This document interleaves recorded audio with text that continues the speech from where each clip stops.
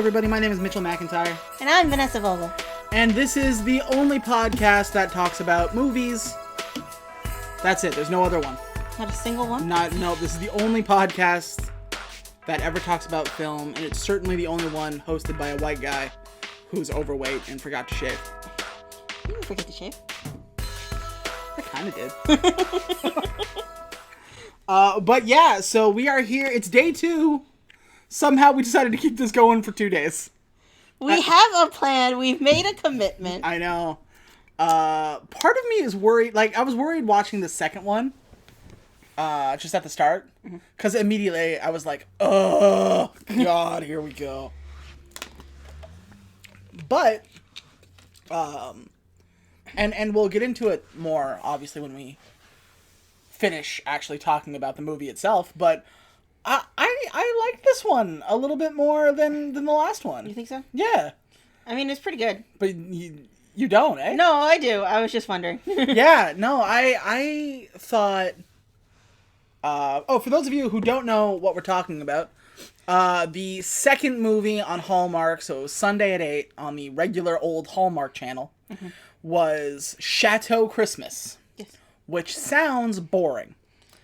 What did Hallmark pitch this to? What was the blurb? Do you have the blurb? I do have the blurb. So, this one, Chateau Christmas, is a world-renowned pianist rediscovers her passion for music after reuniting with her ex during the holidays.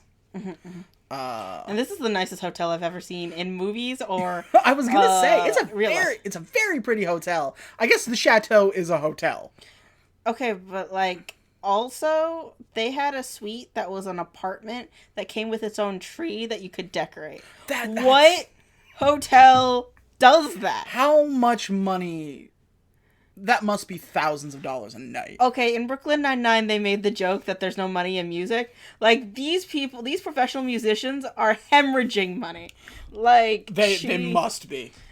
She has, like, this fancy-ass hotel, and, like, the other people are living in fucking mansions. Like, is there money in music that I didn't know about? Apparently, if you go, like, classical, that kind of, like, single white lady with the piano kind of music. Yeah. Apparently, it's big. It's big money. That's one of the things that I just kind of now realized. I watched this movie last night at around 11 o'clock at night. So if my notes are a little punch drunk, that's probably why. And you just got done watching it right now. I did, yes. Because she has a real job. And can't stay up all hours of the night watching Hallmark movies. Not a real job. I work for the government. That's true. It's more real than mine, which is... I do stuff. Shut up. Anyway, so... I was getting at something. You were your notes are punch drunk. Right. Yeah. So if my notes are a little bit shaky, that's probably why. But yeah, this is our second movie. And like I said, I liked it a little bit more than the first one. So hopefully this is like an upward trend. And oh, right. So I was going to start, when I looked this movie up, it did not start well. No. Because, Jingle Bell Bride had information about it. This movie does not have an IMDb profile. Like, we can't find the actual hotel that they rented? No, it doesn't have a profile on IMDb. The movie does not have it at all. Not the director, not, like, there's no overall, this is the Hallmark movie. There are a lot of movies with the words Chateau and Christmas in it, but not Chateau Christmas from 2020. So it was a real pain to try to find out who the hell anybody is. On the plus side, I did a little bit of sleuthing, a little bit of research on everybody but the director. So who are these people? Okay, so our female lead is, and I'm unsure how to pronounce her name. It's either Marit or Marie. I'm gonna call her Marit just for, well, the majority of the time I'll call her by her character name, which is Margot. But Marie Patterson, she has starred in such movies as Picture a Perfect Christmas, Forever in My Heart, Christmas at the Palace, The Christmas Cottage, and Bad Date Chronicles. So once again, both of these two, actually, the two leads, have been in the Hallmark movie ecosystem. Mm-hmm. So chances are good you've seen these people before if you've watched anything like this before. The male lead is Luke McFarland, who actually has a couple of credits from things I know. Fun fact, and I will get ready for this because I will point it out every single time. Both of these actors are Canadian. They're Canadian, you know. I will point it out every single time. And I imagine there's quite a bit, because I believe a lot of these films are shot in Vancouver. Well, everything's shot in Vancouver. Yeah. But a lot of these Hallmark movies are shot in Canada with Canadian actors and actresses. Mm-hmm. So Luke McFarland played RAC agent Davin Jacoby on a television series called Killjoys in Canada that was on the Space Channel, or the Space Television Channel. That's the equivalent of our Sci-Fi. Oh. And he also played a character named Scotty Wandell, Scotty Wandell, on an ABC show called Brothers and Sisters for about 5 years, 2006 to 2011. Oh. So my man has a little bit of a career with him. And of course, he's also been, like I said, he's been in the Hallmark environment for a little bit. So he has had such movies as Christmas Land, A Mistletoe Promise, Karen Kingsbury's Maggie's Christmas Miracle, A Shoe Addict's Christmas, Just Add a Romance, and Sense, Sensibility, and Snowmen. Yeah. That last one sounds cute. It does. The movie is written by Nicole Baxter, who has written things such as A Christmas Love Story, Christmas at Graceland, Home for the Holidays. That can't be good. Christmas Bells Are Ringing, Love in Design, Wedding of Dreams, and The Sweetest Heart. I have never heard of any of those. Yeah, I got nothing for you. There's so many of these Hallmark movies. Like, if they don't just make Christmas movies, right? Like, they make Hallmark movies throughout the year. Yeah. Wasn't Neil Patrick Harris one? I'm sure he was. Yeah. But what I want to know is how many movies of all kinds does Hallmark make? Because if they make 40 movies for the 2-month period of Christmas, they gotta be at least 60, 70 a year. They must be using the old... you know how back when Casablanca first came out, they used to pump those suckers out like it took 3 days to make a movie? Yeah. They must do that, right? Like, they go for volume, you know? I have to imagine they're all cheap and quick, because this movie, outside of, like, the Christmas decor, looks really cheap. Fairly. I mean, besides that lobby. Yeah, but did you see the CGI snow? No, but I saw the snowballs that bounced. Oh, we'll get there. And the director is Michael Robinson. Who is Michael Robinson? Yeah, who? I'm asking you, because he does not have an IMDb profile. There are several people named Michael Robinson. I checked 13 of them. And none of them are him. So, Michael, if you're watching, hi. How are you? You did pretty good. I liked your movie, TBQH. Who the fuck are you? If this is your first try, good job. Like, whenever these kinds of things pop up, I always want to see what else they've done with their career. Mm-hmm. Because I'm going to be like, oh yeah, so he did When Calls the Heart Home for Christmas, Love and Design, Wedding of Dreams, Knives Out. And you're like, whoa! The Avengers, Age of Ultron. Okay. Love and Sharks. Yeah, Love and Sharks. Love in the Time of Cholera Sharks. Shark Cholera. But yeah. $20 says that's a real movie. Oh, absolutely. Are you kidding? Maybe that was... we were talking about if people like this, we wanted to expand it beyond Hallmark Christmas movies. To do other, like, series. And I kind of want to do just all bad shark movies. I'm down. We'll be here for months. I know. Shark Week will be a gold mine. However, I don't think... Should we expand this past Christmas? We're gonna do like 5 movies a week. You don't want to watch shark movies like every... No. You've been in the United States long enough to know that Shark Week is an institution. It is. That's true. And we get Shark Week in Canada too, because we have our own Discovery Network or Discovery Channel, and so it like plays your kind of stuff. Yeah. I never liked Shark Week. Well, no, it's the terrible movies that are there, and occasionally the people who host it. Like Craig Ferguson did it one year. It was hilarious. Oh, God bless him. But yeah, so maybe, sometime in January, February, we'll just do terrible shark movies. And that'll be for the rest of the year until next October. Yeah, so that's basically what we're going to do. Hopefully, maybe. Because I also thought of doing, like... it's going to be like 1 movie a week, because this is going to be... Because we still have 2 more.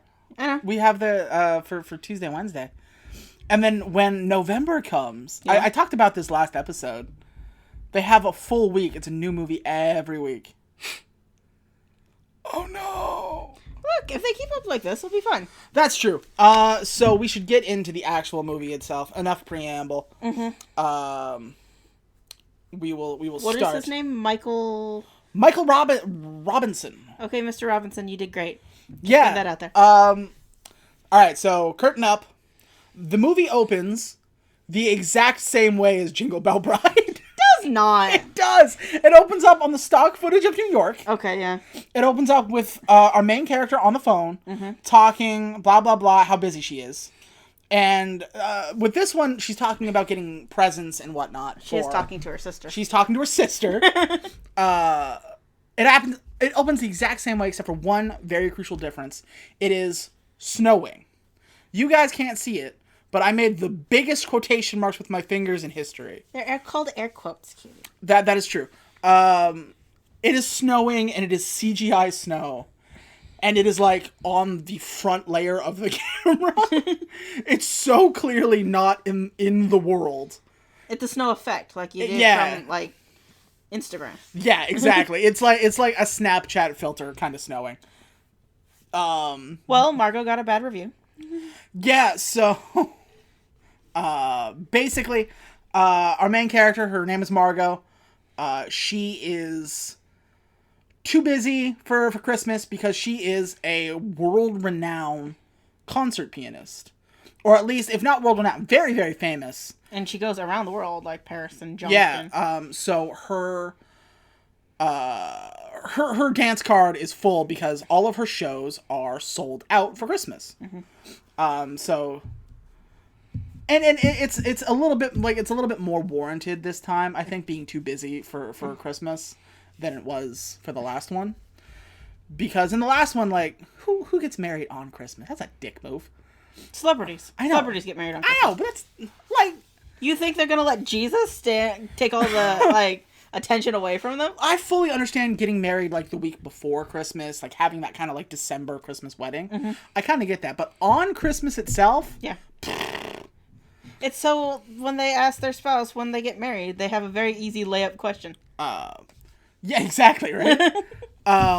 But, so this one's a little bit more, I don't know, warranted on why she's too busy. Because she's, Christmas is a big time for pianists, I guess. And they still try to guilt her. Well, it is Christmas, goddammit. Yeah, but... And she got a bad review, and she's kind of complaining about that shit. Yeah, so the one of the big through lines in the movie is she got one bad review from this one lady. And I don't... Did you notice that this movie ends the same way as Ratatouille. What are you talking about? Uh, They don't open a small cafe no, because that then subsequently closes the down. final show, spoiler alert, when they get to the final show, the critic who gave her the bad review shows up again. Oh. And they play for her, and she's like, well, actually, you did fantastic, which is the plot to Ratatouille. But yeah, so she got the super bad review, and in the review, she said that she played with no heart. It was technically proficient, but played with no heart, which is apparently the kiss of death for somebody who plays piano. Like, she was super upset about that. And like the last movie, she's a big deal in the music world, like Renee was, the client from the last one. Only this time, we actually get to see her do music stuff. Yeah, sure. And she's pretty good at the music stuff. Yeah, I was going to say that too. Like, we see her play the piano for longer than 4 seconds. And I don't know if the actress is playing it or if it's all staged and whatnot. Whoever did it did a real good job. But yeah, so she gets ready for this big show. She's in a concert hall. And the director comes down. He's like, "Oh, it's gonna be great. We just have to clean up a little bit of stuff," and then the whole roof caves in. It wasn't just like the pipes burst, the roof gives in, the electricity like short circuits in front of her. Like, yeah, the building's basically condemned, and he's standing there like, "I think I can fix it. Everything's fine." Which, and like, the roof starts like, it kind of reminds me of our wedding day. Yeah, I remember that. Our wedding reception. We got to the place where we're having our wedding reception, which I won't name them here because A, you won't know it anyway, and B, I don't want them to be like, I don't want them to be listening. But we get there, we're married at this point. Yeah. And we're going to our reception, and we're like, oh, everything's fine. We go into the room, and everybody's sitting out in the vestibule. Yeah, that was really, really weird. And I walk in, and my mom goes, "Okay, you're not allowed in yet." Why not? 'Cause the roof is leaking. Yeah, it occurred to me at that moment that the night before, while I was stress decorating, they were patching the ceiling, and I thought, oh, okay, maybe it was just a hole in it. And I was wrong. It was a little bit more than just a hole. So we wait there for, it had to be like 45 minutes. Something like that. It was a while. Yeah. We come in, and they have like a little arch for us to walk under, and on top of that arch is a bucket. Yeah, but it was a well-decorated bucket. It took me a minute to find it in the thing. That wasn't even the biggest story out of her wedding. Like, that's true. I do want to keep talking about it, but we should get back to the movie. If we ever get another movie that reflects on what happened on our wedding day, we gotta go through it. There are many stories. Keep listening. I'm sure we'll get to that one time. There was a whole season of television in that. Yeah, right? How I Met Your Mother. Mm-hmm. So the whole concert hall blows up. And then we don't get to see the resolution for that until we go meet the male lead. Jackson is his name, but we also don't learn that for like 4 scenes. For like a long time in my notes, I just have him as male lead. He is a teacher, working at the university. Yeah. And he's in line for a promotion to be the head of the music division, was it? Something like that. And he has like these big ideas of doing like an international music competition and stuff like that. He meets up with a friend from college who is a PR guy for the Chateau. Yeah. And they have this huge like Christmas time show ready to go, and it all went to hell. Like, real quick. One of them, all of the acts, something happened to all the acts. One of the acts broke their arm. One of them had a baby, or wife had a baby. Yeah. Which I don't understand why you couldn't get over that one. The concert was in 2 weeks. You could probably come back for 20 minutes in 2 weeks. I was gonna say, and it was his wife. Like, his wife had the baby, not him. Anyway, the singer got laryngitis or something. Oh no, we don't have that yet because that was Emily Dawson, who is like this Broadway caliber star. Don't bother remembering the name because this is like we never meet her. We never meet her, and they lure Jackson in, basically saying you get to if you direct the whole thing. The director was out too, obviously. Yeah. Because the director was just like, fuck this. So to Jackson, he's like, if you directed the whole thing, you get to work with Emily Dawson. And they mentioned that she was a Broadway caliber star. Not that she was on Broadway. She just could be on Broadway. Well, they didn't want to get sued by Broadway, right? Yeah, right? And so with that, like, he agrees. And there we go. Margot's show gets canceled due to room explosion.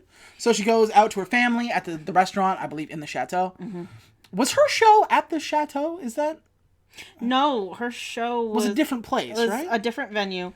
And she's like, looks like my venue blew up. So, hey, I'm home for Christmas. Yeah. What up? They were never crazy clear on that. At least I didn't catch it. But yeah, so her family is like, it's her mom, her sister, her niece. And her sister's husband. Sister's husband. The sister's husband gets very little to do. Except he wears a silly sweater at one point. Yeah, he's there to pick up the slack for the sister. Yeah, that's the other thing. There's a whole, and we won't talk about it because it's not interesting at all, where everybody picks up this like ridiculous Christmas sweater. Mm-hmm. It's got like Rudolph on it, and he's wearing a hat, and it's green. Mm-hmm. And it's like your typical ugly Christmas sweater.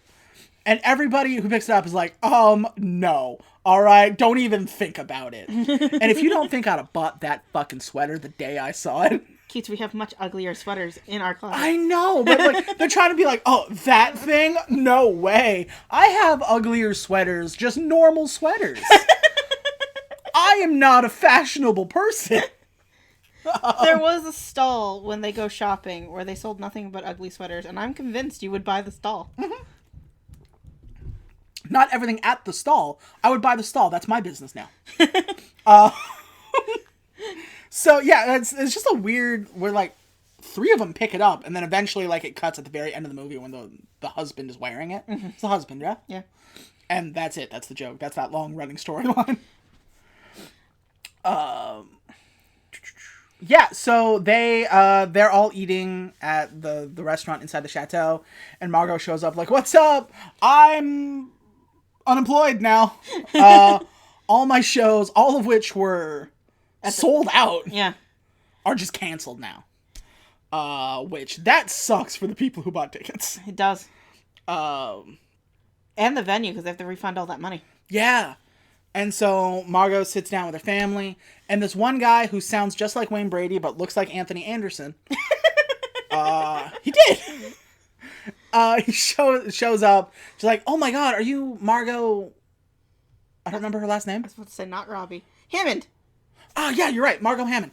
He goes, "Are you Margot Hammond?" And she's like, "Well," and her family's like, "Fuck yes, she is. What up?" And she's like, "Oh, I'm a huge fan. My wife and I saw you at this place." She's like, "Oh, well, shucks, thanks." And he goes, "Hey, there's a grand piano over here." Huh? Which is a bit like walking up to Jim Carrey and going, "Hey, do all the funny parts from your movies." They did that, though. I'm pretty sure. I'm sure, but that's kind of like, she's with her family, man. Like, that's true. Say, "Hey, love your work," and then leave. But he's like, "Oh, you want to play the piano? There's a good piano." And she's just like, "I don't want to do anything." And her family is just like, do it. Why not? She's like, all right. So she goes and she plays the piano, and she plays the fuck out of it. Mm-hmm. She plays it like super, super well. In walks Jackson with his buddy. Mm-hmm. Who I like because he was very smart and quick-witted. Yeah. It was just, like, there was a point where, like, he was just repeating all the terrible things that he said. Like, look, if you're going to repeat everything I said, this conversation is going to take twice as long. Yeah, he walks in and sees Margot playing, and, was his name AJ or Adam? Let's just call him hotel manager. Okay, so hotel manager is like, that lady, get That lady, she's brilliant. And Jackson's like, yeah, that makes sense. Goes up to Jackson, or Jackson goes up to Margot, and it turns out they know each other. Mm-hmm. I did not read the plot to this movie before I saw it, so that took me by surprise. It's like, oh shit, they know each other. Wow.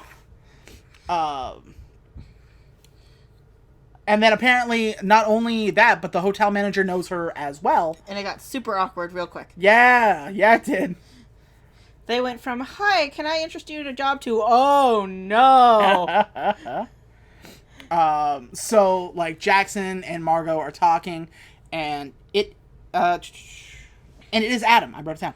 And Adam is wingmanning him like a bro. Is he? Yeah. Was he? Because Margot's like, oh, how have you been? And Adam's like, not only has he been great, he's got a job, he's in line for a promotion, and he's directing this whole thing. I just gave it to him. And she's like, good for you. And Jackson's like, yeah. What have you been up to? Like, I'm not stalking you on Facebook. And then Jackson, he introduces himself to the family, introduces him to somebody. The kid. It's the kid, right? And she's like, oh, who are you? And Jackson, they're like, oh, he's his ex. I'm her friend. Mm-hmm. He's like, oh shit. Not only do they know each other, they dated and it ended poorly. Mm-hmm, mm-hmm. This, first of all, Jackson and Margot have very good chemistry together.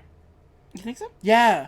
I think, like, watching them kind of interact with each other, they do that awkward, like, I mean, how formal are we supposed to be? Like, we are friends, we're not really friends, but we did this and that.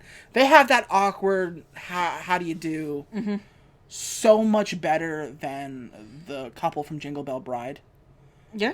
Yeah, because I felt like they have that, like, oh, this is awkward.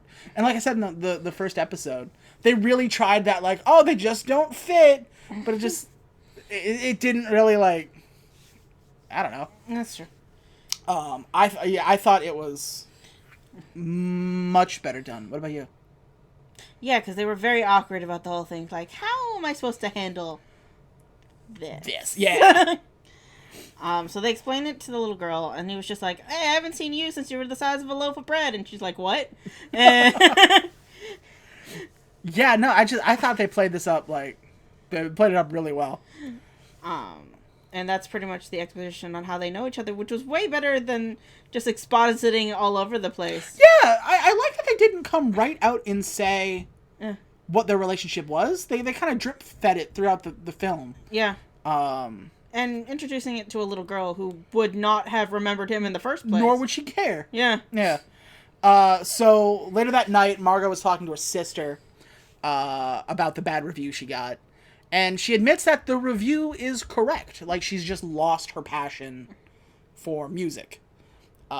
Which is kind of another one of her, like, leitmotifs throughout the film.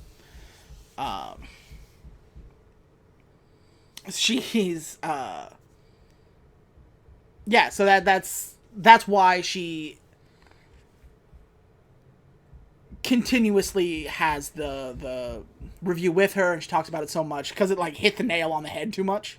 Wasn't, like, in the opening scene, didn't her sister ask her, do you just carry that a review around? Yeah. She's like, no, but she clearly has it, like, in her pocket. We live in smartphones. Just bookmark that shit. You don't have to carry a paper. Well, I think it just gives it, like, a physical, like, so the next day, Jackson learns that Emily, the Broadway caliber lady, has laryngitis and is dropping out of the show. We never see her again. But now we need a star of the show. Yeah, so outside of, like, at this point, you're screwed. You got 2 weeks to put together a show. How the heck are you going to do that? Yeah, like, before you're just like, okay, well, we have this main thing. We can build a show around her. Now you got nothing. And the reason why they didn't cancel is because, like, most of the tickets were sold already. Yeah, this was, like, the first one for Adam, like, Adam's first concert thing. Yeah. He's like, this has to go well. And he was just like, here, friends, you do it. Okay, bye. Mm-hmm. But this time, like, Adam was basically like, we're screwed. We got nothing. We'll just cancel it. Mm-hmm. And Jackson's like, no. I'm going to be the plucky one to fix everything now. And so they start talking about, like, when they were in college together. Because I'll remember when we would, like, have these huge projects and we do it all the night before. It's like, that's what we need to do right now. And then Adam was like, yeah, but back then we had Margot, who was really good at this. And they kind of have this, like, moment where they're just like, oh. The idea is to get Margot to be the centerpiece of the show, which is gonna be awkward. Real awkward. Jackson flat out refuses. And Adam's like, come on. He basically calls him a chicken, and he's like... Yeah, because Jackson holds a grudge.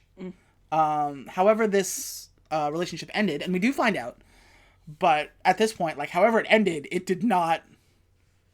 go well. Yeah, no, Jackson's not thrilled with it. But Adam's just like, look, you think she's gonna say no? Are you gonna ask her? I could. Yeah, you could. Okay, bye, bud. Oh, you're right. Thanks for asking her for me. Bye-bye. To amp up the stakes, Jackson talks to the principal of the university, or the dean of the university, I guess. And basically says that, like, you're up for a promotion, but don't hold your breath. And Jackson's like, whatever, it's cool. I don't even care. I am directing a big show. And then we not so subtly insinuate that if this show goes well, he gets the promotion. And if it doesn't, he won't. What a dick thing to say. Like, yeah, like the university dean is just like, well, if I get tickets and it's good, maybe you get the... Proving that even politics has found its way into music. I was going to theory. say, I feel like, I don't know if it's illegal, but it's... No, it's... I mean, you can do... Look, everything's legal as long as you don't get caught, right? That's true. So... But yeah, so basically that's another little layer of pressure on poor Jackson's shoulders. He goes and asks Margot to do the performance. And she says a lot of stuff like, are you sure? Like, can we deal with this? Is it going to be okay? And he's like, I don't know, maybe. And he kind of like dances around it for a while. Mm-hmm. And she basically says, look, I want you to say the words. Say what you want me to say. Or say what you want to say. And he goes, okay. And then we cut to commercial. And then we come back. And she said no. Like, all that build up. And she turned him down. What a nerd. I know. I was kind of surprised, like, because not only did we cut to commercial and they're like, oh, I'll come back, and like, oh, she said yes, and now we're working on, oh, no, she turned him down, wow. And even, like, she goes to her family, right, at this point? Mm-hmm. And they're just like, so what do you want to talk about? It's like, oh, you want me part of the Christmas concert. And she's like, oh, you're part of the Christmas concert? It's like, no, I turned it down. You turned it down? Yeah, the whole thing, they're just like, oh, yeah, I turned it down. And they're like, you what? Which is weird, because they just guilted her into spending time with them, and now this has to take up yeah, that was the other thing. They guilted her into spending time. It's like, oh, well, you could just quit your concerts, blah, blah, blah. And then, I don't know if it's this part or later, but they were just like, you can quit the show if you want, but I know 4 people who would love to see you play at Christmas. And, like, she was so close to be like, and this will be my last Christmas. You don't know. We learn that basically when they were together, Margot got this a big break basically in New York, and left Jackson to go do it. So they broke up and she left and went on to become a big star. It appears it happened like in a single night. Yeah, it wasn't like they didn't have like a whole lead up to like talk about it. She got this offer and left that day. Yeah, that's an awkward way to break up. I think Jackson's right on this one. And it's so, like, whenever they build these kinds of, like, awkward things up, it never, like, lives up to it. Mm-hmm. Just be like, oh, and then you broke up with me 2 weeks before my birthday. and just like, well, you'll get over it. This one is legitimate, like, oh, all right. So you saw a big break and you left literally everyone and everything behind. But it also kind of paid off because she's a big deal now. Did it though? Her venue blew up. The one time. But oh yeah, it was this part where she talks to her mom, and that's where we get the there's at least one little girl who would love to see you play, and then Margot's basically like, fine, I will do it, but I will do it for the kid, not for Jackson. Her mom ships her and Jackson like hardcore. Everybody does. Like everyone in this movie is just like, they should get together. Yeah. Like the second they start talking again, I have that written down. There's like 4 or 5 times every time Margot comes back from anything. Mm-hmm. It's just like, oh, I'm back from blank. Goes, so you and Jackson, huh? Can we talk about literally anything else for 10 minutes? I mean, Adam went immediately wingman upon seeing Margot. Like a boss. So, like, literally everybody in this hotel agrees that these two need to get together. Or so help me God, we will just lock them up together. Like... Exactly. If you guys aren't going to get together by yourself, we're going to force it. Yeah.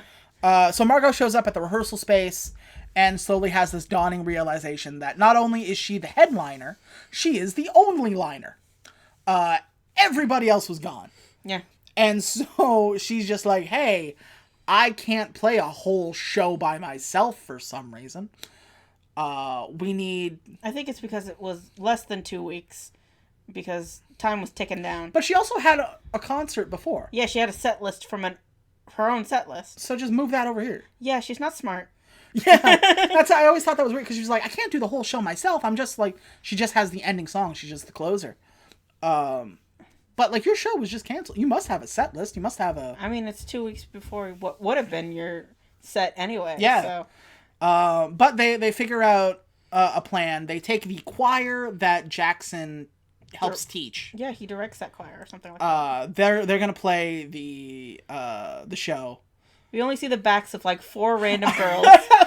And they're the choir. Every time we see the choir, it's from behind and it's like 2 people's heads. I think it's like 3. It might be 3. It's like 3 or 4, and it's just... I can only assume like 4 girls we pulled from production who should be working in like lighting, or maybe they're what do you call those things? The people who get muffins? Oh, like PAs? Yeah, the PAs. They were just here. I'm so glad you noticed that too. Look, I was in choir for like 4 years. I think I know what a choir looks like. I know how and this it's works. bigger than 4 people. Yeah. That's a quartet, people. And I believe we only see them twice. We see them once in a montage. Yeah, we have a montage eventually. And we have 2, actually. Do we? Yeah. We have a tree decorating montage, and we have I call it the Falling in Love montage. Oh. Yeah, it was once at the concert, and then... And once during a montage. We see them twice the whole 2-hour runtime of the film. And honestly, they might not be the same girls, for all we know. Maybe you're right. I say girls because they had long hair. That's it. That's all I knew. Mm-hmm, mm-hmm. Jackson is not over this breakup at all. Yeah, he's singing some Adele here, like... And Margot doesn't think about him at all. Like... to Margot, she made the right decision. Which... Margot might be a bit of a bad person. And they don't side with her. No. Really. Not really. Which I thought was effective. There's clearly a right and a wrong person here, and the way the film labels it is Jackson was in the right. And even Margot, when she tries to defend herself, it's just like, yeah, but fuck, you're right. A couple of times.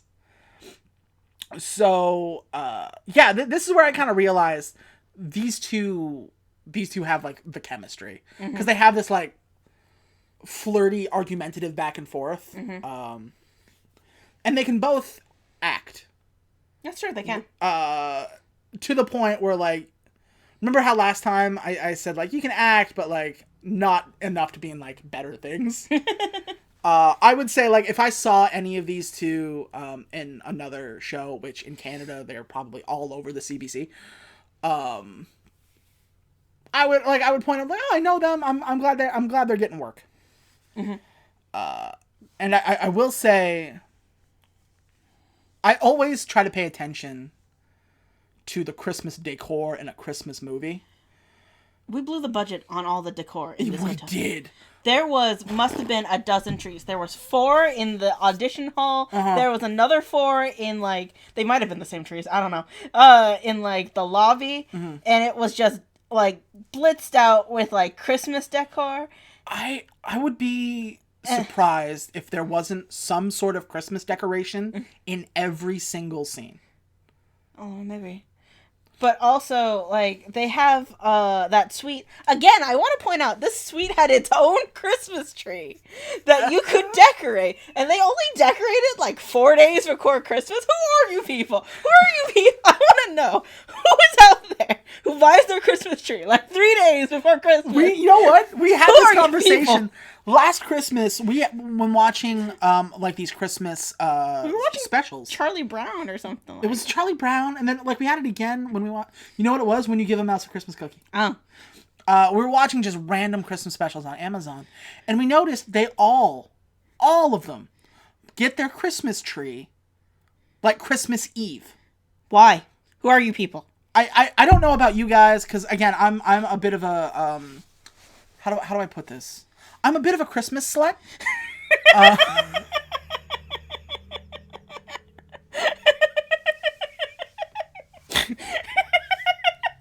Do I have to bleep that one out too? No. Okay. So when I try to get our Christmas tree, literally the earliest it's like viable, which is the day after Thanksgiving. Yeah. Or like the weekend, because the day after is Black Friday. Yeah, you don't want to go on that bloodbath. Yeah, because I love decorating it, and I just love having it, and we get to go to the serial killer lot labeled tree. So where we live, down the street, there's a lot. There is an empty, kind of abandoned lot where we believe that, like, a store used to be, but they, like, leveled the place, so it's just, like, growing, like, no one's taking care of it. It's, like, growing, like, weeds and shit all over it is, and it's fenced off. And someone took a spray can and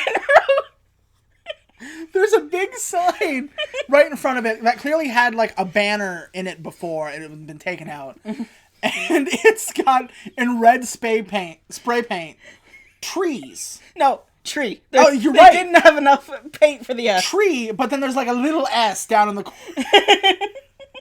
It's like that John Mulaney joke. We all made a happy birthday sign. Big ass age.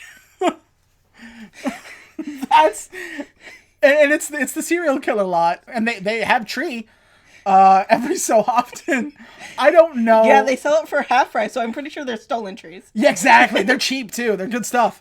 And I've never seen the guy who runs the place, but I'm pretty sure it's Billy Bob Thornton from Sling Blade. What? Yeah, you ever seen the movie Sling Blade? No. It's Billy Bob Thornton, and he's got a hunched over bag, and he's got this kind of accent. Mm-hmm. And that's just what I imagine this guy to look like. Mm-hmm. Or if it helps you, like Dexter at the end of season 8 when he's moved to Oregon to become a lumberjack. I can't believe they put that evil on us. Hey, there's coming a new season. I'm gonna see it, even though it made me sad. But yeah, so in this movie, trying to get back. But no, like, why are so many Christmas specials? Do you guys, honestly, when do you get your Christmas tree? Leave it in the comments. Tell me when you get your Christmas tree. Yeah, because I want to know. It might be me, because I do try to do things pretty early. But like, no one waits to the last second. How can you enjoy your tree like that? Yeah. Like, you have to take it down by New Year's. Them's the rules. New Year's, February, whatever. But yeah, if you, when do you get your tree? And if it's like the week of Christmas, let us know, because that just baffles me. I'm legitimately surprised. Yeah. So anyway. But yeah, sorry. They are decorating a tree in this hotel like 8 days before Christmas. That's not enough time to enjoy a decorating tree. But clearly they're spending Christmas in a hotel, so maybe they're doing the best they can. Again, what hotel? Yeah. If you guys know a hotel that does that, leave that in the comments. Fuck, I want to go there. Yeah, right? But yeah, so, like, there's Christmas everywhere in this movie. Yeah. I've also noticed that in the movie, there are these quick scenes that are, like, 6-7 seconds long that they use instead of transitions. They'll cut and they'll just be like, hey, so-and-so, I'm going to the blank. Do you want to come with me? Yeah, all right, let's go. And then, like, they cut to the thing. Mm-hmm. You don't need, like, we'll just assume if you show up at a place with, like, Adam, the audience assumes he must have asked Adam to come with him. And there's about 5 or 6 of them in this movie. Just real quick scenes that don't need to be there. But I guess we needed to hit 90 minutes. Where are we in the time space continuum? What's the last thing that happened again? I got hung up on who buys their Christmas tree on Christmas Eve. We did. So, the reason why I talk about that is because Margot and Jackson need to go to a music store. Margot wants to pick up a book of Christmas music for her niece, and Jackson needs to get strings for his cello. And he plays cello. That's going to be important later. Yeah. And I think they only mentioned it once or twice. That's true. So they bring it up, and Margot's like, oh, I need to go to the music store. And Jackson's like, oh, well, I do too. Do you want to just come with me? And Margot's just like, I don't know. I just, are you sure that's going to be okay? And they both just kind of go, okay. Yeah, and Jackson's just like, there's no reason to make 2 trips. Do you want to come with me or not? Quit being weird about this.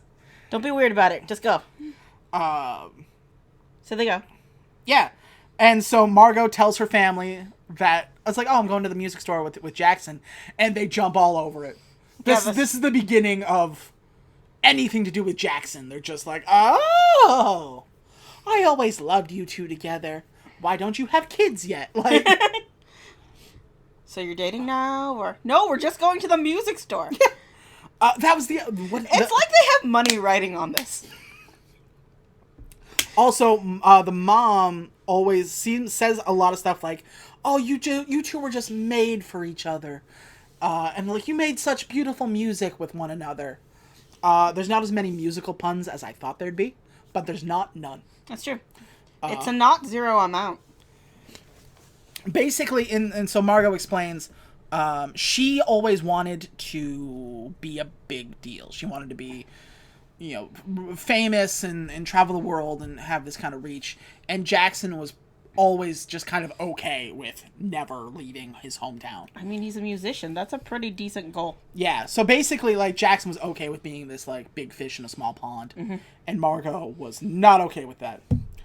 At one point, the niece and her father are just like, oh, we have to go watch Rudolph. It's a tradition. And so they leave the scene. Mm-hmm. And at the very end of the scene, somebody, I think it's her sister, who's just like, well, we have to go watch a Christmas cartoon.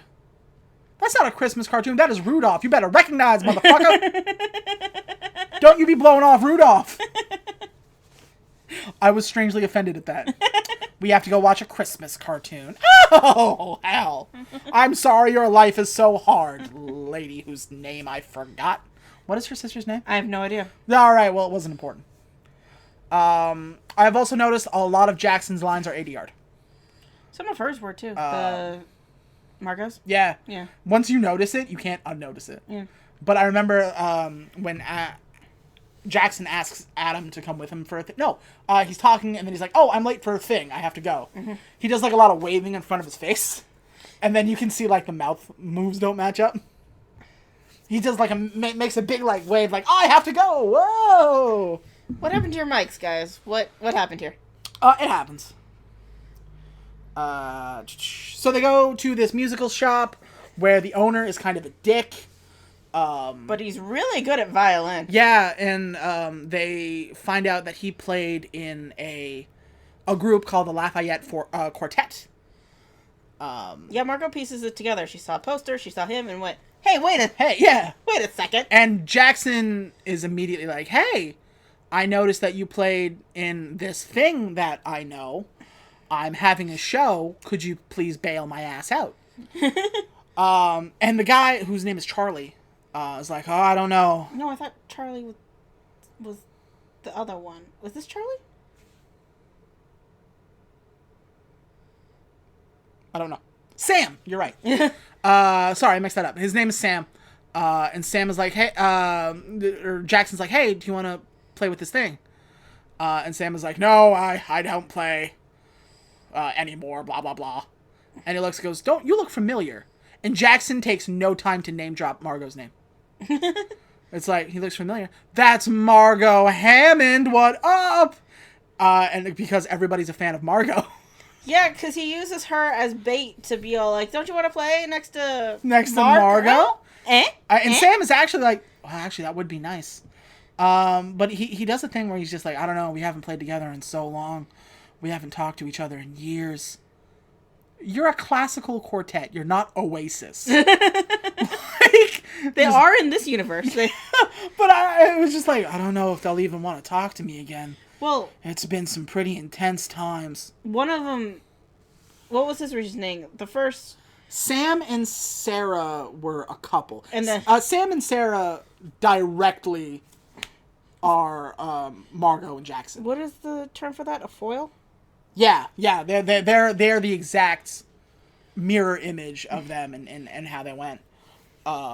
Then there's Sam, there's Sarah, there's Charlie, who gets shafted. Charlie's dead. Who the hell am I thinking of? Len, excuse me. Charlie is dead. One of them's dead. Which is a big problem in a quartet. I guess he did get shafted, so I wasn't completely wrong. And then Len, who is the fourth one, who is still alive and gets maybe 2 lines. Yeah, he's here to prove that it's a quartet. Yeah, he's here because a quartet means 4. So this is where we kind of kick in our plot within a plot. Sam basically says, I would not be against it, but you have to make sure that Sarah and Len want to play as well. Aces. Let's go see Sarah. Mm-hmm. And Sarah has the nicest fucking house. Yeah. And she has, like, ribbons on her Christmas lights. Like, who does that? Mm-hmm. Like, it's gonna rain out there. I don't know where you guys live, but it rains where we live. So if you put, like, deco on your Christmas lights, you're just putting wet, mushy paper on your Christmas light. So, as they leave, Margot and Jackson finally have, like, the conversation about what went down. Mm-hmm. And not only did Margot leave Jackson just to leave, it was, like, a couple of days before because they played together, Jackson and Margot. They were, I guess, a duo where they would play music together. Mm-hmm. And like a couple of days before this big show that they had planned, Margot left him for a bigger, nicer show, which is a little bit of a dick move. Yeah. So, and Jackson, despite himself, still holds that grudge. And I get it, you know. I gotta say, I'm kind of on his side on this one. And she mentions that she didn't even really like it all that much. Like, the traveling got, graded on her, and, like, it wasn't all that great. And so, like, as I was watching that, and she also mentions that she feels a lot more pressure now, and she misses back when she didn't have so much responsibility riding on her. Mm-hmm. And she kind of just misses playing for the sake of playing. And it was at this moment when, like, I was like, okay, I kind of want these two together. Yeah. Because, like, in the first movie, in the Jingle Bell Bride, I could care less. But as I was watching this, I'm like, you know what? I want these two crazy kids to go through with it. She also points out, not to Jackson, but to her family, Margot is well aware of the resentment that Jackson has. Like, if he thinks he's hiding it, he's not doing a good enough job. So yeah, we go to Sarah's house. Like I said, it's a really nice house. Which is surprising. Like, apparently she is the oasis of classical music. Yeah. Like, she's got, like, 2 floors with one of those fancy rich people stairs where the stairs don't quite make fucking sense.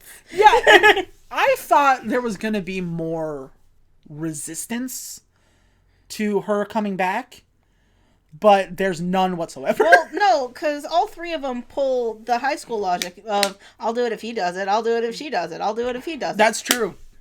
Yeah, and that's basically Sarah's whole thing. These goddamn 50-year-olds are acting like 15-year-olds. But, like, outside of that, there's no, like, they don't fight, they don't, like... Well, the walls came down because Sam thought Sarah got married and Right. have kids. And then she corrected them and be like, well, we're sorry we took you away from your husband during the holidays. And she's like, ex-husband, don't worry about it. Yeah, they got a divorce. The other thing is, like, every other person they talk to is, like, divorced or widowed in this movie. Well, you gotta couple some people up, so... Yeah, that is true. It's Christmas. Get together. Get smushing. Get smushing. So, yeah, basically, she says, I'll do it if they do it.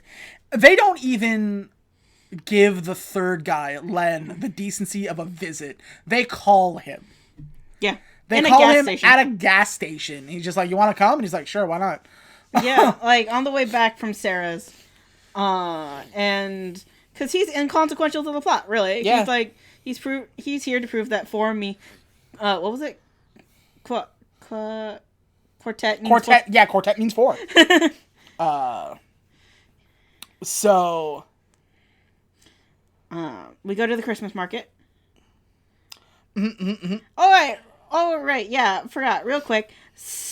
What's her name? Margot never paid for that music book that she bought from Sam. She's like, yeah, one music book for a 9-year-old, please. And he would just hand it to her. There was no, like, register, change music, swiping cards. They just stood there and talked. And then, like, you see her with a bag with the music book in it. Like, clearly she purchased it. But, like, do you just get free music books at Sam's stores? Well, no, that's because she's Margot Hammond. Okay, that means she has money. Pay for your shit. Yeah. They have a conversation, which this movie can be summed up in 3 words: white people talking. And so basically Margot laments the fact that she has not had a quiet Christmas in a very, very long time because she's just super popular and always doing Christmas shows. I imagine this is how Michael Bublé feels. Oh, it's so terrible to be rich and famous. Well, after a while it can start to grate on you. Okay, but, like, can I be rich and famous for a little bit? If you don't like it, give it to me. Yeah, I get it. Trade it off for a little bit. Yeah. Jackson also says that multiple times he thought about going to her concerts, but kind of chickened out. That's true. Like, and she was like, it's a very reasonable rationale. Like, what am I going to say? What am I going to do? Do I go backstage? Do I say hi? Do I sit in the front row? Do I just be a creeper in the back? The hell do I do with these things? And when he explains it like that, you're like, oh, no, I get it. Yeah. You're right, man. You're right. You're right. It would be awkward to show up. I get it. Okay, so they call up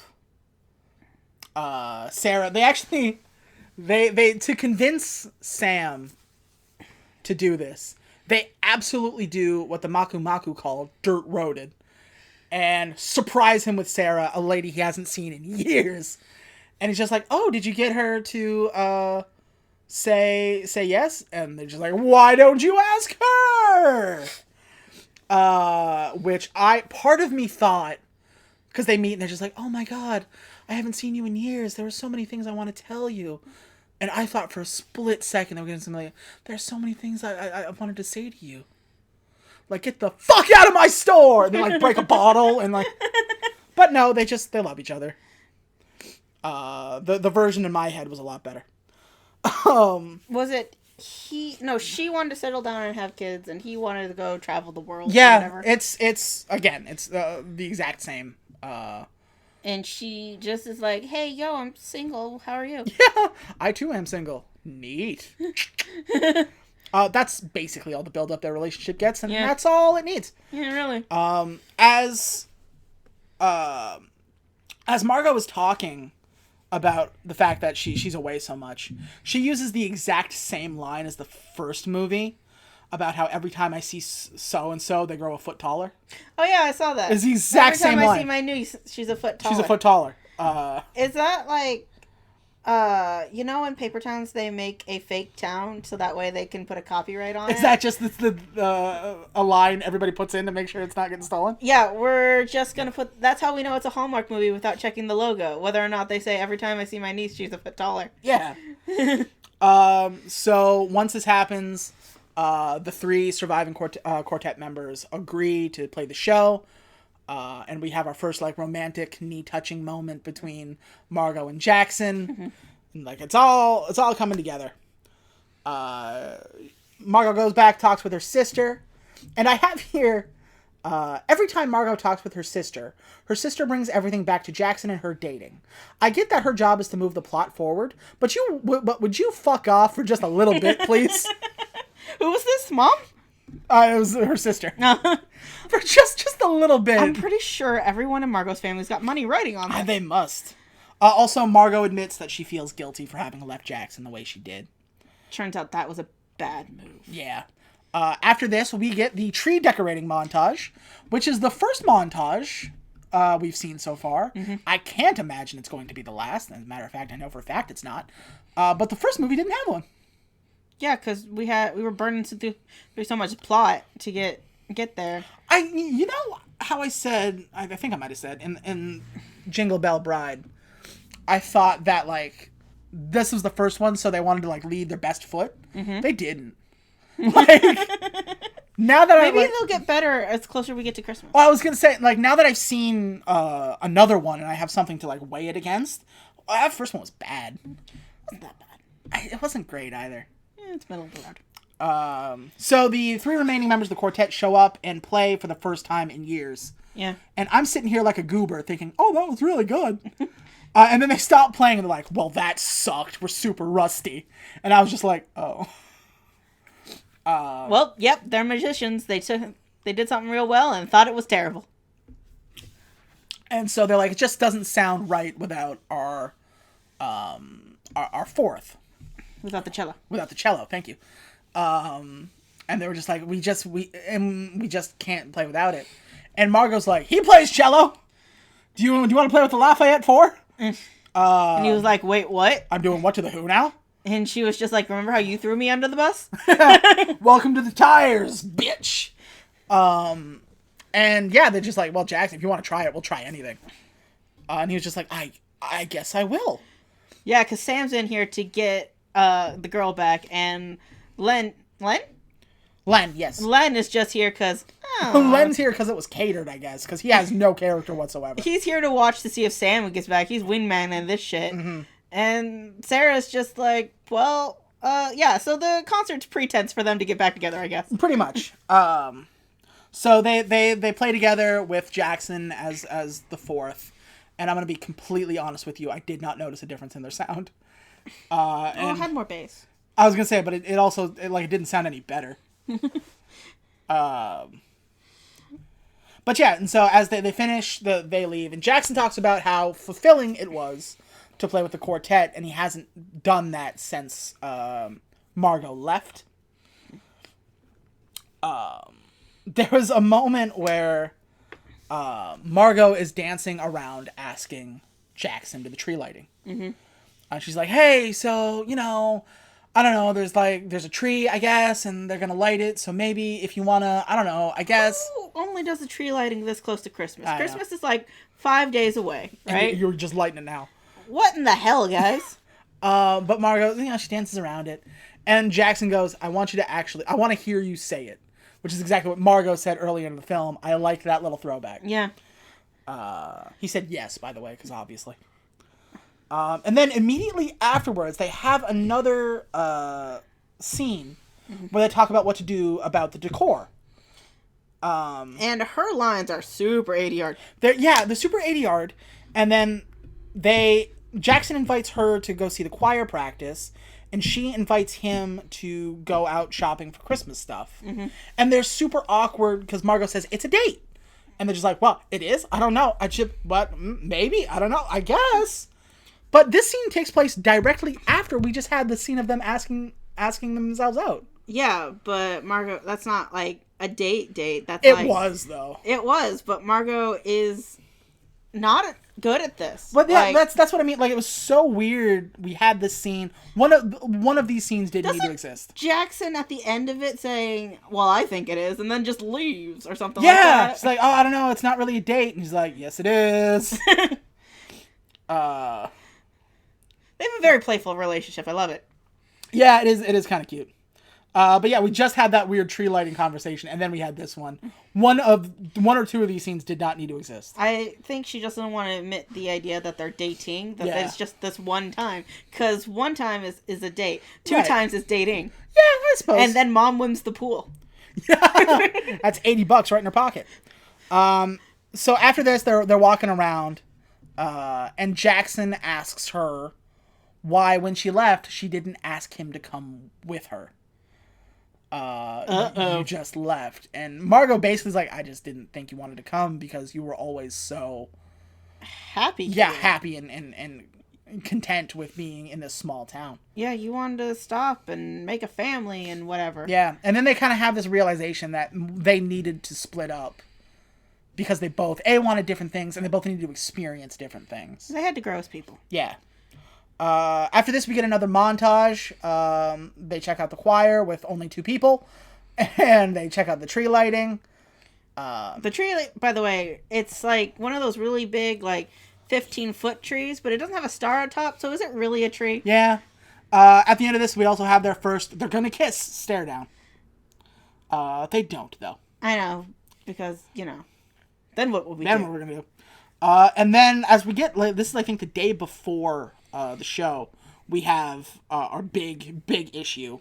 Evelyn March, who was the critic from early on in the film that wrote Margot a bad review, is at the chateau, and she's coming to stay. Mm-hmm. And Adam gives her free tickets to go see the thing.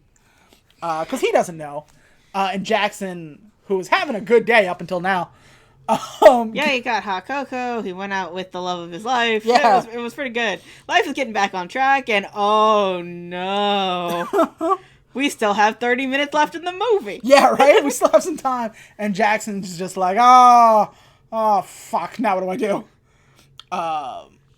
And also, I should have seen this coming. What, Evelyn being at the concert? Yeah, but I didn't, and it actually kind of took me by surprise.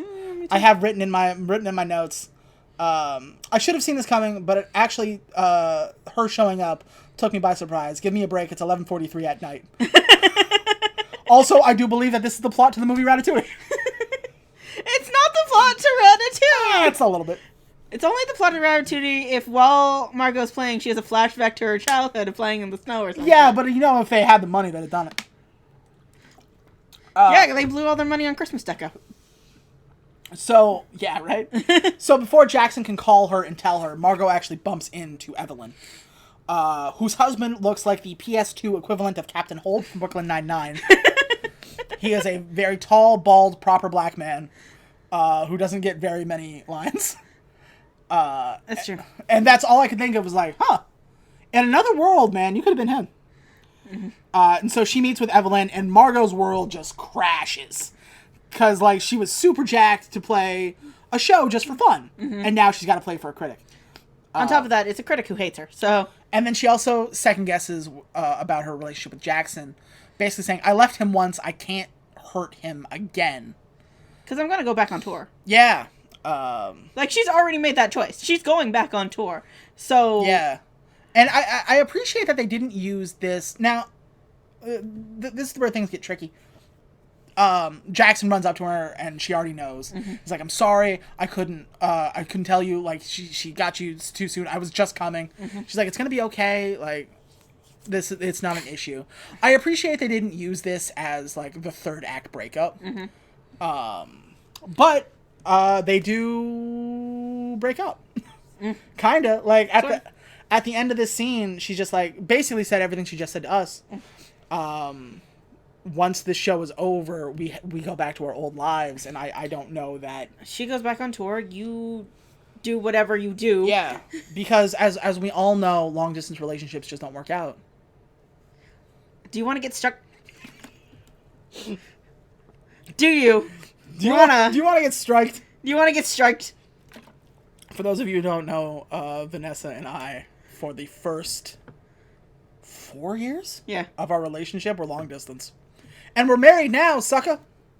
So, I repeat, you want to get struck? So every time I see a long distance relationship and then just like, oh, it'll never work. And I'm like, yep, never. You guys can't see it, but I'm taking like dramatic sips of water to drive my point home.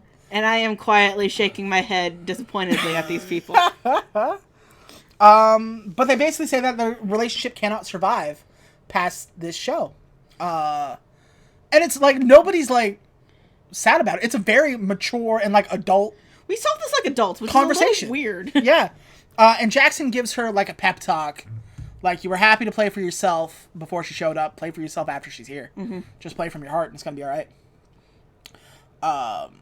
There is a point on Christmas Day, the day of the show, where all the family is opening gifts, and like Margot got her niece like a ton of gifts, and the little girl got her something. She had a homemade chocolate that looked like a piano, Which is pretty cute. which is pretty cute. But then I realized, like, if you're Margot, you've been a piano player your whole life. This is your job. This is your thing. I wonder if, because I imagine she gets a lot of piano-based presents. Do you think she looks at this kind of stuff and like, I like other things? Like, I have other interests. I was gonna say, Margot might be into fishing. Yeah, but how she said it, like, she could say that to her family, and they'll be like, all right, name your other interests. And she will go, it is it. But it was a cute little scene because her and the daughter have had this like. The daughter must have lost the bet because she didn't get the pony she asked for. Yeah, that's true. They have this kind of relationship built on the fact that they both play piano, so it was kind of cute. And then the niece asked her to teach her "Oh Holy Night," which is important. Yeah, because apparently she suffers from dead father syndrome. Yeah, the father's dead, which didn't come up a lot. I mean, and he used to play "Oh Holy Night." Yeah, on Christmas Eve. Which is very cute. Time of the show, Margot is late for some reason. She early on in the film, she said that her mom gave her a necklace, right? Mm-hmm. And then she goes to check herself out in the mirror, and she's not wearing the necklace, and she's like, "Oh shit!" But she was wearing a necklace, right? No. Oh. So she runs back and she gets the necklace, and then she runs over to the what's that thing called? An elevator. Yeah. And some kid hit every single goddamn button in the elevator. And I guess she doesn't have her cell phone on her, but any woman who's worn a dress like she does knows that those damn things don't have pockets. True. So she probably just left it in her room because we have to, because the patriarchy won't give us pockets. That's a whole podcast. Give us pockets. That's a whole other thing. But yeah, I just thought it was weird. Like, that's a little thing that didn't need to exist. No, it's to show that she's late, even though she's in the hotel. Yeah, but then it gets solved immediately. Like, the next scene. They're just like, what do we do? I don't know. We're just going to have to cancel the show and say she came in late because she was sick. And she's like, I feel fine. Well, it's because Margot has a bad habit of ditching them when we need her most. That is true. I guess. That does make sense now that you say that. Because last time he asked her to perform with her, she left for New York. Yeah. As the show begins, we are seconds away from the curtain going up. Margot asks to change the song she's going to play. And I've been in these kind of concerts before. I would have hit Margot in the face. I was going to say. Like, right in the face. Like, how? What do you mean? The what are those things called? The paper things? I forget what they're called. Not menus. The little pamphlet things that you get. Not brochures. Playbills. The playbills list what you're going to play. Yeah. We paid good money to play that. We're even telling people, oh, she's gonna play, what was it, Jingle Bells or something like that? Deck the Halls. Deck the Halls. And now you're just like, I want to change it. No! I literally have written here, asked to change one of the songs literally seconds before the show starts. Bro.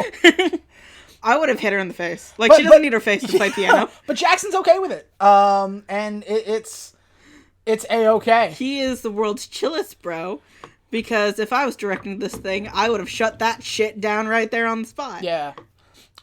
So the show kicks off. Jackson and the trio play. People like it. The choir sings. People like it. The three girls The three girls, again, we only see it from the back. that are supposed to be a choir. They're not. Choirs are more than 3 people. And then Margot gets introduced and she finally plays. Instead of playing Deck the Halls, she plays Oh Holy Night. And I know I've been like jokey and snarky this whole time. This was really pretty. Yeah, it was a really good rendition of Oh Holy Night. It got me a little bit. I love Oh Holy Night. It was like the whole thing too. It wasn't just like this rando snippet and there's just like, oh, and that's her playing Oh Holy Night. No, this was the entirety of Oh Holy Night. I was gonna say, like, I know this is the climax of the film, and we're really gonna gloss over it because we can't talk about much because the quartet plays a whole song. The choir sings a little bit. We don't see much of that, and then Margot plays a whole song. There's not much for us to talk about other than it was good. But no, really, I thought, like, I don't know if she plays it or if somebody else played it. It got me. I really love Oh Holy Night. I thought it was cute. And so she finally got her funk back, I guess. Yeah. She got out of that slump. Turns out it was Oh Holy Night, guys. Yeah, that's what you need is Oh Holy Night. After the show, Sam and Sarah are revealed to have gotten back together. And then Sam has this conversation with her. He's like, hey, that thing with you and Jackson, what's that about? And she's like, oh, you noticed? And she's like, yeah. I have eyes. Yeah, you weren't projecting at all this entire movie. And he basically says, like, look, take advantage of it because second chances don't come around all the time. Look, I blew my first chance, and I was lucky to get a second. Yeah. So, like, a guy like that doesn't come around every dynasty. Yeah. For the record, that's your second Mulan reference in two podcasts. I'm just gonna keep going. Hell yeah, that's my cutie right there. Jackson has successfully buttered up his principal and gets the job he wanted. So there's that. Yeah, and he's like, oh, I should have got you something for Christmas. You can give me an answer. Yes, please, God, yes, I want to be director so bad. Margot, like, cool. Margot talks to the critic, who gives her the bullshit answer. What? The critic obviously loved it because what a bummer of an ending that would be on this movie. That's true. But she was just like, whenever I give a bad review, I only do it to motivate because I know you're capable of so much better. Oh, bullshit. Shut up. This is the teacher that never gave out A's because nobody's perfect. Yeah, never gave out 100% because nobody's perfect. Shut up. Even though you got everything right on the test. Yeah. It's like, oh, I just wanted to bring you up to your full potential. Bullshit. You're a critic, not a teacher. Get out. Get out of here. Yeah, I read that and I got really mad at that for some reason. Yeah, because you had a lot of teachers like that. Mm-hmm. Let's see.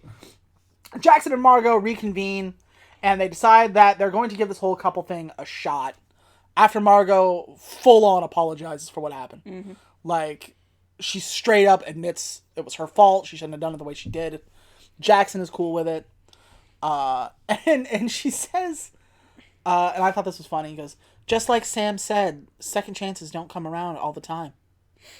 Jackson wasn't there for that conversation. Oops. Yeah. Like, Jackson wasn't there. He wouldn't know what the hell you're talking about. Didn't Sam say that at some point when he was reminiscing about Sarah or some shit? Like... Oh, did he? I don't know. Maybe. I think so. We'd have to play the tape back. I can't remember. I'm going to give him the benefit of doubt and say, yes, he said that in the music shop. He said that, don't listen to that last joke. If he didn't, do. If he didn't, play it back. So at the end of the day, Margot and Jackson are together. Sarah and Sam are together. Jackson got his promotion. We don't know what happened to the third guy in the trio because he disappeared immediately after the performance was done. The story was over with him, so fuck him, I guess. I mean, he was here to play wingman, and his job is done. They smush him. That's true. The story is over. It's a happy ending for everyone. Curtain down. And that was Chateau Christmas. And I gave Jingle Bell Bride a 5. Yeah. The last time. Because it was a baseline. And if Jingle Bell Bride is a 5, I'm going to give this one an 8. That seems fair. What do you think? Would you give it as well? I would give it actually like a 7. A 7, really? Because it was a little rough around the edges and at some points. Like, that ADR, guys. True.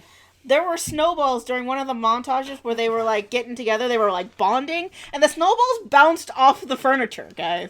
They were very clearly behind what was, a white wool It was like mountain. fiberglass snow mountain. Yeah, and they had snowballs, and they were throwing it at our family like, oh, look, they're bonding. And the snowballs visibly bounced off the stuff. Like, those were not snowballs, guys.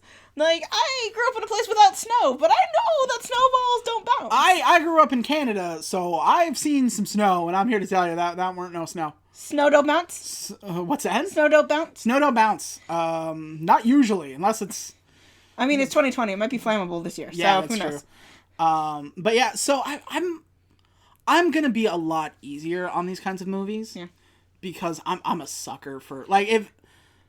It's just that they decorated everything so well, and you got bouncy snowballs? Yeah, but that's the thing, because they decorated it so well, and because it was very much, like, Christmas toned. It wasn't a Christmas movie. Like, it didn't take place...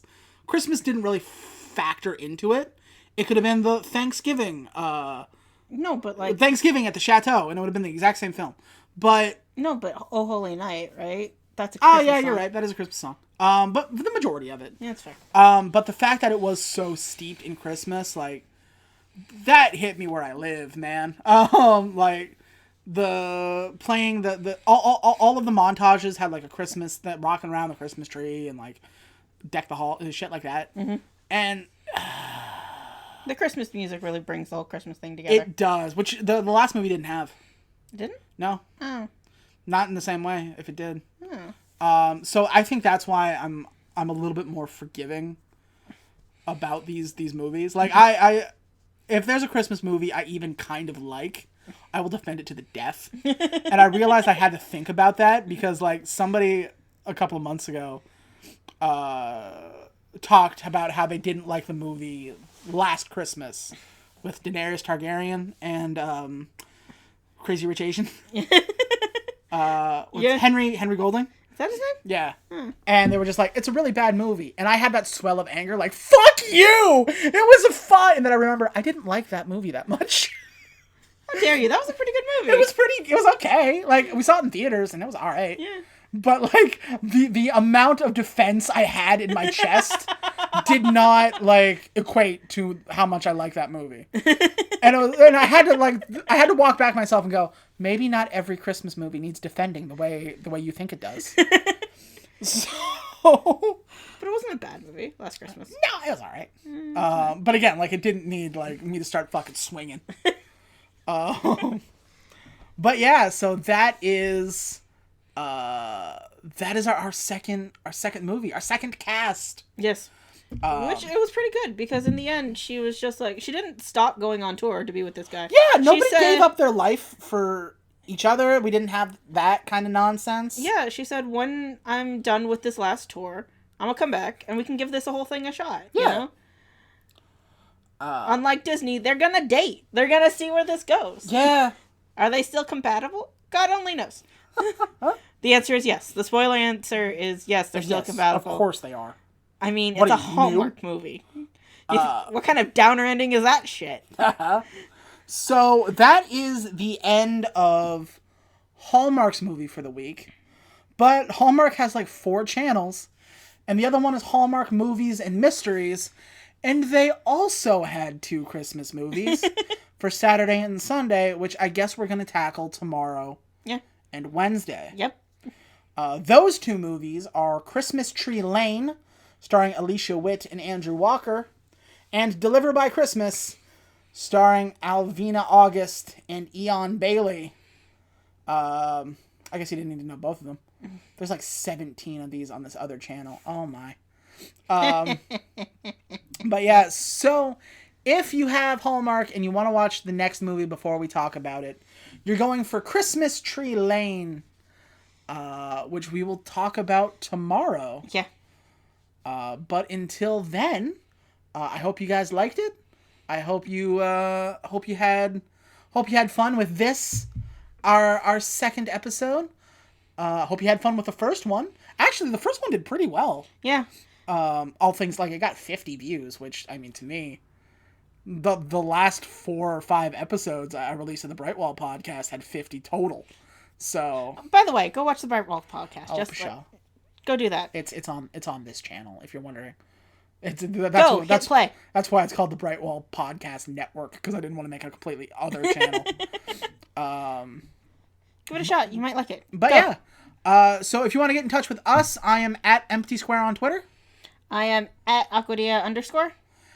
Both of them will be in the in the description.